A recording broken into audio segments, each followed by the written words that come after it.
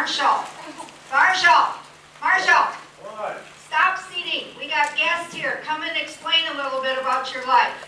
We don't have time for guests.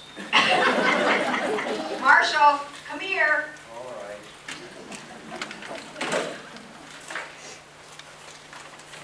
We have lots of guests. We have lots. Good day. Good day. My name is Marshall McHugh Elder. I was born in November of 1840, and I grew up in Marshall County of Iowa, which is yonder east somewhere. And that Marshall County is what I was named after. My name is Marshall. My mother died in 1854. I was 14 years old. My father went back to Indiana, where he grew up, in 1855. So I went on, I stayed in Marshall County, and I worked for farmers and helped the neighbors and whatever came along. And then in 1870, 3 friends and I decided to head west in search of land. So we got a team of horses and we pulled this lumber cart behind us.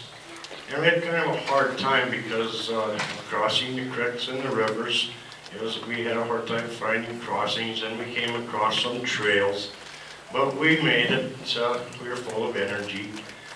So we headed west, and we got over to Storm Lake area, but there wasn't any land available. So we kept going west, and we got to the Cherokee area, and couldn't find any land around there. So we just kept going west, and we ran into instead of the trees and the rivers and the hills, we ran into this beautiful prairie grass and wildflowers everywhere. And we headed to Sioux County and ran into a gentleman that said that he could help us find some land. And so we did. We made a deal and we got us some land, each of us, just over there, east of Ireton, but Ireton wasn't there yet. So we spent that summer doing a little preparing and decided to go back to Marshall County for the winter. And and then the spring again of the next spring of 1871, we headed back to our land that we had, and we did a little preparation of the land and tilling and seeding and worked there the summer, and then went back again to Marshall County for the winter. And then in the spring of 1871, we went back to Marshall County, and that winter was the real special winter that I ran into my wife. I met this girl, her name was Polly. Isn't she beautiful? Well, she fell in love with me.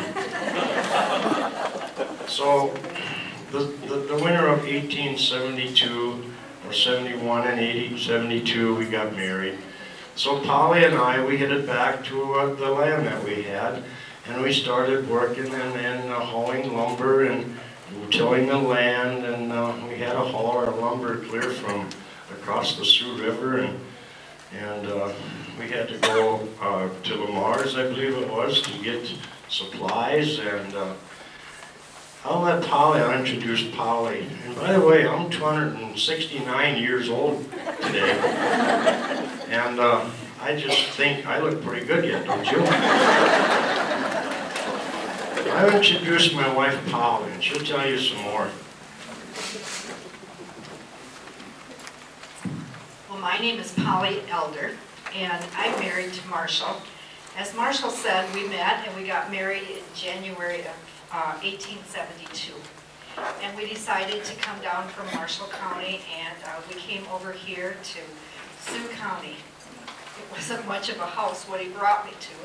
I was a little disappointed. But I had my Marshall. I do the best I can with what I have.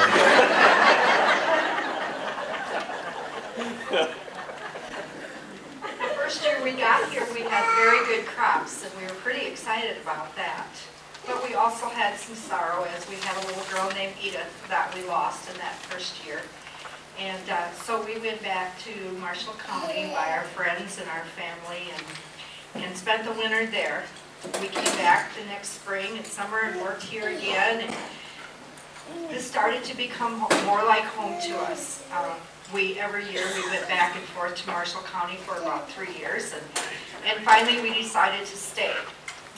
Here's an early picture of us, and you can see we had more girls. We had Angeline and Adeline, and then we had Myrtle and Eva, and we had Mabel, and our little Hattie too only lived a short time. So anyway, we had lots of girls, no boys for Marshall, but lots of girls to take care of. Life wasn't always easy. As you can see, when we started, I was churning butter. Wasn't my favorite thing to do. I love to fish though. So we had lots of fish for supper, and I taught the girls to do different things. One of the things we did was this lovely tablecloth. However, you might notice there's a big hole over here. That's the year that the grasshoppers came. They ate everything in sight. And that was not only that year, there was about 3 years where that happened. And so that was pretty hard living when we just didn't have much for crops, and those things were just nasty. Our oldest daughter, Angeline, was in the first graduating class of the Ireton High School, so we were all very excited about that. Marshall was on the school board.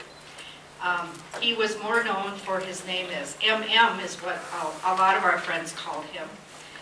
And so that was just exciting for us to have that.